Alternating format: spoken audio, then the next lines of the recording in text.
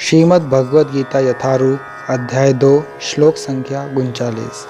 एषा ते विहिता सांख्ये बुद्धिर्योगे त्विमां वृणु बुद्धया युक्ता यया पार्थ कर्मबन्धं प्रहास्यसि।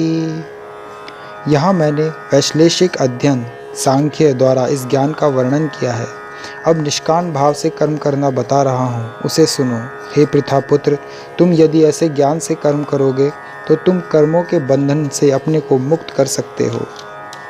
तात्पर्य: वैदिक कोश निरुक्ति के अनुसार सांख्य का अर्थ है विस्तार से वस्तुओं का वर्णन करने वाला, तथा सांख्य उस दर्शन के लिए प्रयुक्त मिलता है जो आत्मा की वास्तविक प्रकृति का वर्णन करता है। और योग का अर्थ है इंद्रियों का निग्रह। अर्जुन का युद्ध न करने का प्रस्ताव इंद्रिय तृप्ति पर आधारित था।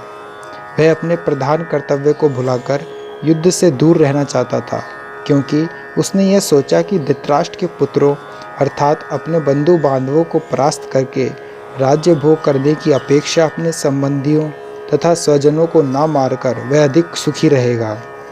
दोनों ही प्रकार से मूल सिद्धांत तो इंद्रिय तृप्ति था।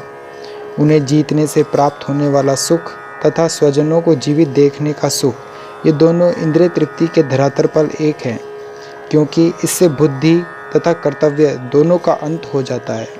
अतः कृष्ण ने अर्जुन को बताना चाहा कि वह अपने पितामह के शरीर का वध करके उनके आत्मा को नहीं मारेगा।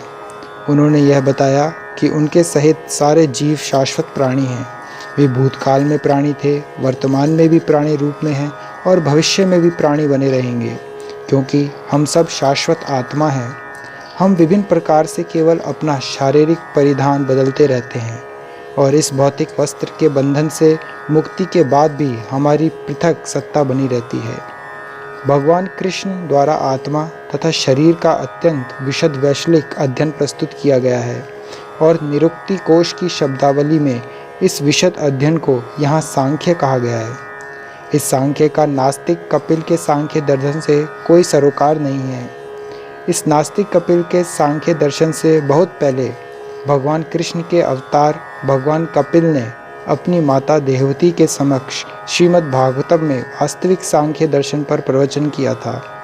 उन्होंने स्पष्ट बताया है कि पुरुष या परमेश्वर क्रियाशील हैं और वे प्रकृति पर दृष्टिपात करके सृष्टि की उत्पत्ति करते हैं। इसको वेदों ने तथा गीता ने स्वीकार किया है। वेदों में वर्णन मिलता है कि भगवान ने प्रकृति पर दृष्टिपात किया और उसमें आणविक जीवात्माएं प्रविष्ट कर दी।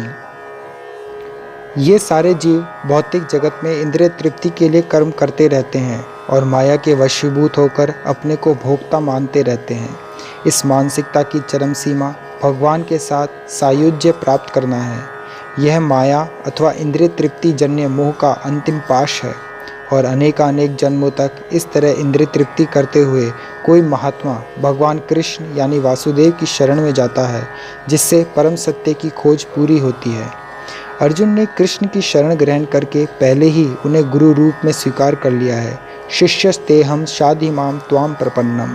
फलस्वरूप कृष्ण अब उसे बुद्धि योग या कर्म योग की कार्य विधि बताएंगे, जो कृष्ण की इंद्रिय तृप्ति के लिए किया गया भक्ति योग है। यह बुद्धि योग अध्याय 10 के 10वें श्लोक में वर्णित है, जिसमें उसे उन भगवान के साथ प्रत्यक्ष संपर्क बताया गया है जो सबके हृदय में परमात्मा रूप में विद्यमान है। किंतु ऐसा संपर्क भक्ति के बिना संभव नहीं है। अतः जो भगवान की भक्ति या दिव्य प्रेम भक्ति में या कृष्ण भावनामृत में स्थित होता है, वही भगवान की विशिष्ट कृपा से बुद्धि योग की यह अवस्था प्राप्त कर पाता है। अतः भगवान कहते हैं कि जो लोग दिव्य प्रेमवश भक्ति में निरंतर लगे रहते हैं, उन्हें ही वे भक्ति का विशुद्ध ज्ञान प्रदान करते हैं। इस प्रकार भक्त सरलता से उनके चिदानंदमय धाम में पहुंच सकते हैं। इस प्रकार इस श्लोक में वर्णित बुद्धि योग भगवान कृष्ण की भक्ति है और यहाँ पर उल्लेखित सांख्य शब्द का नास्तिक कपिल द्वारा प्रतिपादित अनीश्वरवादी सांख्य योग से कुछ भी संबंध नहीं है। अतः किसी को यह भ्रम नहीं होना चाहिए कि यहाँ पर उल्लेखित सांख्य योग का अनीश्वरवादी सांख्य से किसी प्रकार का संबंध है। ना ही उस समय उसके दर्शन का कोई प्रभाव था और न कृष्ण ने ऐसी ईश्वर विहीन दार्शनिक कल्पना का उल्लेख करने की चिंता की। वास्तविक सांख्य दर्शन का वर्णन भगवान कपिल द्वारा श्रीमद् भागवतम में हुआ है, किंतु वर्तमान प्रकरणों में उस सांख्य से कोई सरोकार नहीं है। यहाँ सांख्य का अर्थ है शरीर तथा आत्मा का वैश्विक अध्ययन। भगवान कृष्ण ने आत्मा को वैश्लेषिक वर्णन अर्जुन को बुद्धि योग या कर्मयोग तक भागने के लिए किया। अतः भगवान कृष्ण का सांख्य तथा भागवत में भगवान कपिल द्वारा वर्णित सांख्य एक ही है। ये दोनों भक्ति योग हैं। अतः भगवान कृष्ण ने कहा है कि केवल अल्पज्ञ ही सांख्य योग तथा भक्ति योग में भेदभाव बनते हैं। सांख्य योगो पृथक बाला प्रवदन्ति न पंडितः। निसंदेह अनीश्वरवादी सांख्य योग का भक्ति योग से कोई संबंध नहीं है। फिर भी बुद्धिहीन व्यक्तियों का दावा है कि भगवद गीता में अनीश्वरवादी सांख्य का ही वर्णन हुआ है। अतः मनुष्य को यह जान लेना चाहिए कि बुद्धि योग का अर्थ कृष्ण भावनामृत में पूर्ण आनंद तथा भक्ति के ज्ञान में कर्म करना है। जो व्यक्ति भगवान की तुष्टि के लिए कर्म करता है, चाहे वह कर्म कितना भी कठिन क्यों ना हो, वह बुद्धि योग के सिद्धांत के अनुसार कार्य करता है और दिव्य आनंद का अनुभव करता है। ऐसी दिव्य व्यस्तता के कारण उसे भगवत कृपा से स्वतः संपूर्ण दिव्य ज्ञान प्राप्त हो जाता है और ज्ञान प्राप्त करने के लिए अतिरिक्त श्रम किए बिना ही उसकी पूर्ण मुक्ति हो जाती है।